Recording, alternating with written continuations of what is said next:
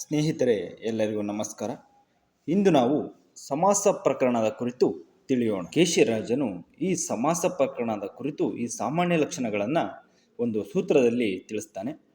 ಕರುತಾಯ ಬಳಿಯ ಉಳಿಯದ ತೆರದಿಂದಂ ನಾಮಪದಂ ಅರ್ಥಾನುಗುಂ ಆಗಿ ಎರಗೆ ಸಮಾಸಂ ನೆಗಳ್ಗುಂ ನೆರೆಪೋಕುಂ ಮಧ್ಯಗತ ವಿಭಕ್ತಿಗಳ್ ಅವರೋಳ್ ಎಂದು ತನ್ನ ಒಂದು ಸೂತ್ರದಲ್ಲಿ ತಿಳಿಸಿದ್ದಾನೆ. ಸೂತ್ರದ ವಿವರಣೆಯನ್ನು ನಾವು ನೋಡುವುದಾದರೆ, ಈ ಸೂತ್ರದಲ್ಲಿ ಸಮಾಸದ ಸಾಮಾನ್ಯ ಲಕ್ಷಣಗಳನ್ನು ಹೇಳಲಾಗಿದೆ. ನಾಮಪದವು ಅರ್ಥಾನುಗತವಾಗುವುದೇ ಸಮಾಸ. ಅಂದರೆ ಕರು ತಾಯಿಯ ಜೊತೆಗಿರುವಂತೆ ಈ ಅರ್ಥ ಎನ್ನುವಂಥದ್ದು ನಾಮಪದದೊಂದಿಗೆ ಸೇರಿರುತ್ತದೆ.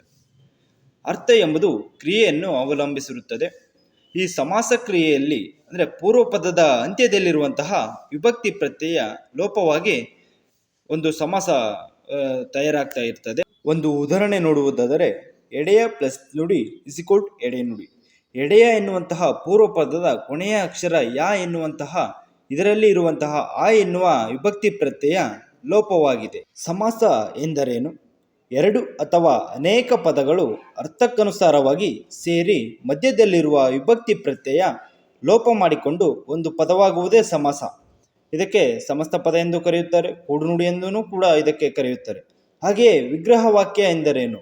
ಸಮಾಸ ಪದವನ್ನು ಬಿಡಿಸಿ ಹೇಳುವುದಕ್ಕೆ ವಿಗ್ರಹ ವಾಕ್ಯ ಎಂದು ಕರೆಯುತ್ತಾರೆ. ಕೇಶಿರಾಜನು ತನ್ನ 175ನೇ ಸೂತ್ರದಲ್ಲಿ 3 ಸಮಾಸಗಳ ಕುರಿತು ತಿಳಿಸುತ್ತಾನೆ. ಆ ಸೂತ್ರ ಈ ರೀತಿ ಇದೆ. ಪರಪದದೋಳ್ ಅರ್ಥವರ್ತನ ಮೇರೆ ತತ್ಪುರುಷಂ ಸಮಂತು ಏಕರ್ಷಯಮಾಗಿರೆ ಕರ್ಮಧಾರೆಯಂ ನೆಲೆಸಿರೆ ಮೊದಲೋಲ್ ಸಂಖ್ಯೆ ದೇವಲಂ ದಿಗುವಕ್ಕುಂ ಎಂದು ಈ ಸೂತ್ರದಲ್ಲಿ 3 ಸಮಾಸಗಳನ್ನು ಕುರಿತು ತಿಳಿಸಿದ್ದಾನೆ. ತತ್ಪುರುಷ ಸಮಾಸ. ಪರಪದದೋಳು ಅರ್ಥವರ್ತನ ಮೇರೆ ತತ್ಪುರುಷಂ. ಸಮಾಸವಾಗುವಾಗ ಅರ್ಥವು ಉತ್ತರ ಪದದಲ್ಲಿದ್ದರೆ ಅದು ತತ್ಪುರುಷ ಸಮಾಸ ಎಂದೆನಿಸಿಕೊಳ್ಳುತ್ತದೆ. ಹಾಗೆಯೇ ಪೂರ್ವಪದವು ತೃತೀಯ, ಚತುರ್ಥಿ, ಪಂಚಮಿ, ಷಷ್ಠಿ, ಸಪ್ತಮಿ ವಿಭಕ್ತಿ ಹೊಂದಿರುವುದರಿಂದ ಆಯಾ ವಿಭಕ್ತಿಯ ಹೆಸರಿನಲ್ಲಿ ಆ ಸಮಾಸದ ಹೆಸರು ಇರುತ್ತದೆ.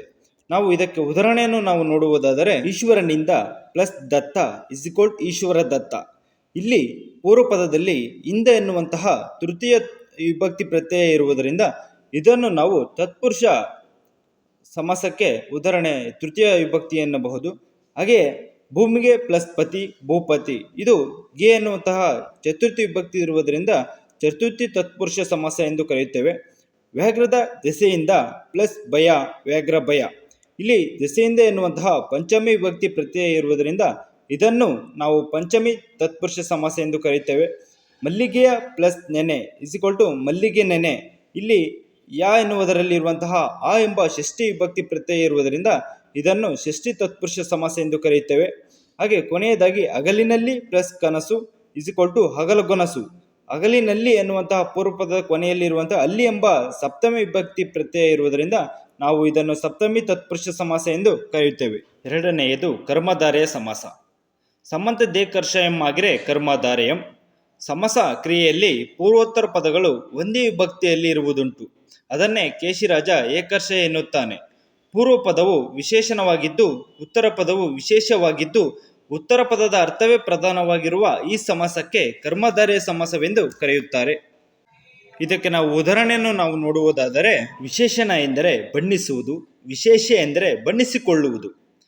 ಉದಾಹರಣೆ, ಕೆಂಪಾದ ಪ್ಲಸ್ ತುಟಿ ಕೆಂದುಟಿ, ಇರಿದು ಪ್ಲಸ್ ದಾರಿ ಹೆದ್ದಾರಿ, ಹಳೆಯದು ಪ್ಲಸ್ ಕನ್ನಡ ಹಳೆಗನ್ನಡ, ಬಿಸಿಯಾದ ಪ್ಲಸ್ ನೀರು ಬಿಸಿ ನೀರು, ಇಣಿದು ಪ್ಲಸ್ ಮಾವು ಹಿಮ್ಮಾವು, ಹೊಸದು ಪ್ಲಸ್ ಬಟ್ಟೆ ಹೊಸ ಬಟ್ಟೆ. ಮೂರನೆಯದು ದ್ವಿಗು ಸಮಾಸ. ನೆಲೆಸಿರೆ ಮೊದಲೋಳ್ ಸಂಖ್ಯೆಯ ದೇವಲಂ ದಿಗುವಕ್ಕುಂ. ಪೂರ್ವ ಪದವು ಸಂಖ್ಯಾವಾಚಕವಾಗಿದ್ದು ಉತ್ತರ ಪದವು ನಾಮವಾಚಕವಾಗಿದ್ದು ಉತ್ತರ ಪದದ ಅರ್ಥವೇ ಪ್ರಧಾನವಾಗಿರುವ ಈ ಸಮಾಸಕ್ಕೆ ದ್ವಿಗು ಸಮಾಸ ಎಂದು ಕರೆಯುತ್ತೇವೆ. ಸ್ನೇಹಿತರೆ, ಇನ್ನು ನಮ್ಮ ಚಾನಲ್ಗೆ ಯಾರೂ ಸಬ್ಸ್ಕ್ರೈಬ್ ಆಗಿಲ್ಲ, ಬೇಗ ಸಬ್ಸ್ಕ್ರೈಬ್ ಮಾಡಿಕೊಳ್ಳಿ. ನಮ್ಮ ಈ ಒಂದು ಮಾಹಿತಿಯನ್ನು ನಿಮ್ಮ ಸ್ನೇಹಿತರೊಂದಿಗೆ ಹಂಚಿಕೊಳ್ಳಿ. ಉದಾಹರಣೆ ನಾವು ನೋಡುವುದಾದರೆ, 1 ಪ್ಲಸ್ ಕಟ್ಟು ಒಗ್ಗಟ್ಟು, 2 ಪ್ಲಸ್ ಮಡಿ ಹಿಮ್ಮಡಿ, 3 ಪ್ಲಸ್ ಮಡಿ ಮುಮ್ಮಡಿ, 4 ಪ್ಲಸ್ ಮಡಿ ನಾಲ್ವಡಿ, ಪಂಚಗಳದ ಪ್ಲಸ್ ವಟಗಳು ಪಂಚವಟಗಳು, ಸಪ್ತಗಳದ ಪ್ಲಸ್ ಸ್ವರಗಳು ಸಪ್ತಸ್ವರಗಳು, 1 ಪ್ಲಸ್ ಪಿಡಿ ಒರ್ಪಿಡಿ, 2 ಪ್ಲಸ್ ತಂಡ ಇರ್ತಂಡ, 2 ಪ್ಲಸ್ ಇರ್ಬಾಳ್. 176ನೇ ಸೂತ್ರದಲ್ಲೂ 3 ಸಮಾಸಗಳನ್ನು ಕುರಿತು ಚರ್ಚಿಸುತ್ತಾನೆ.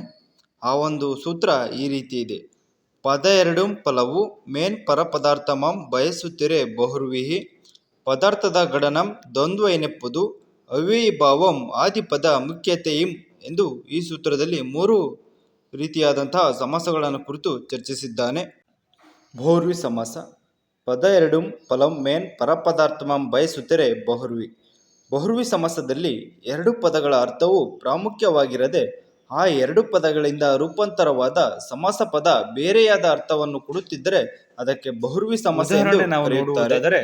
ಚಂದ್ರನಂತೆ ಪ್ಲಸ್ ಮುಖ ಉಳ್ಳವಳು ಚಂದ್ರಮುಖಿ, 4 ಪ್ಲಸ್ ಮಗ ಉಳ್ಳವ ನಾಲ್ಮೊಗ, 3 ಪ್ಲಸ್ ಕಣ್ಣು ಉಳ್ಳವ ಮುಕ್ಕಣ್ಣ, ಕಡಿದು ಪ್ಲಸ್ ಚಾಗ ಉಳ್ಳವ ಕಡುಚಾಗಿ, ಕರಿದು ಪ್ಲಸ್ ಕೊರಳು ಉಳ್ಳವ ಕರಿಗೋರಳ, ಬೆಳಕು ಪ್ಲಸ್ ಇಲ್ಲದುದು ಬೆಳಗಿಲಿ ಎಂದು ಈ ಒಂದು ಉದಾಹರಣೆಯನ್ನು ನಾವು ನೋಡಬಹುದು. ದ್ವಂದ್ವ ಸಮಾಸ. ಪದಾರ್ಥದ ಗಡನಂ ದ್ವಂದ್ವ ಎನ್ನೆಪ್ಪುದು. ಹಲವು ಪದಗಳ ಸಮುದಾಯದ ಅರ್ಥವೆಲ್ಲವೂ ಪ್ರಾಮುಖ್ಯವಾಗಿದ್ದರೆ ಅದನ್ನು ದ್ವಂದ್ವ ಸಮಾಸವೆಂದು ಕರೆಯುತ್ತಾರೆ.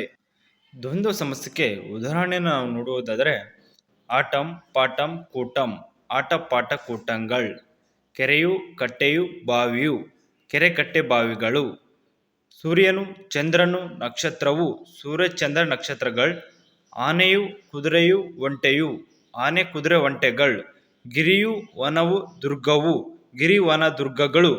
ಈ ರೀತಿಯಾದಂತಹ ನಾವು ಉದಾಹರಣೆಯನ್ನು ದ್ವಂದ್ವ ಸಮಾಸಕ್ಕೆ ನಾವು ನೋಡಬಹುದು. ಅವ್ಯಯೀಭಾವಂ ಆದಿಪದ ಮುಖ್ಯತೆಯಿಂ. ಪೂರ್ವ ಪದದ ಅರ್ಥ ಪ್ರಾಮುಖ್ಯವಾಗಿದ್ದರೆ ಅದು ಅಂಶಿ ಸಮಾಸ ಎಂದು ಕರೆಸಿಕೊಳ್ಳುತ್ತದೆ. ಅಂಶಿ ಸಮಾಸ ಎಂದು ಕರೆದವನು ಭಟ್ಟಕಳಂಕ. ಅಂಶ ಎಂದರೆ ಭಾಗ, ಅಂಶಿ ಎಂದರೆ ಪೂರ್ಣ. ಅಂಶಿ ಸಮಾಸಕ್ಕೆ ಉದಾಹರಣೆಯನ್ನು ನಾವು ನೋಡುವುದಾದರೆ ಅಡವಿಯ ಪ್ಲಸ್ ನಡು ನಟ್ಟಡವಿ, ತಲೆಯ ಪ್ಲಸ್ ಮುಂದು ಮುಂದಲೆ, ಕೈಯ ಪ್ಲಸ್ ಅಡಿ ಅಂಗೈ, ಕಾಲಿನ ಪ್ಲಸ್ ಅಡಿ ಅಂಗಾಲು, ಹಗಲಿನ ಪ್ಲಸ್ ನಡು ನಡುಹಗಲು, ಮನೆಯ ಪ್ಲಸ್ ನಡು ನಡುಮನೆ, ಆ ನಾಲಿಗೆಯ ಪ್ಲಸ್ ತುದಿ ತುದಿ ನಾಲಿಗೆ. ಈ ರೀತಿಯಾದಂತಹ ಉದಾಹರಣೆಗಳನ್ನು ನಾವು ಅಂಶಿ ಸಮಾಸಕ್ಕೆ ಕಾಣ್ತೇವೆ. ಸ್ನೇಹಿತರೆ, ಯಾರೇನು ನಮ್ಮ ಚಾನಲ್ಗೆ ಸಬ್ಸ್ಕ್ರೈಬ್ ಆಗಿಲ್ಲ, ಸಬ್ಸ್ಕ್ರೈಬ್ ಆಗಿ, ಲೈಕ್ ಮಾಡಿ ಹಾಗೂ ನಿಮ್ಮ ಸ್ನೇಹಿತರಿಗೆ ಈ ಮಾಹಿತಿಯನ್ನು ಶೇರ್ ಮಾಡಿ.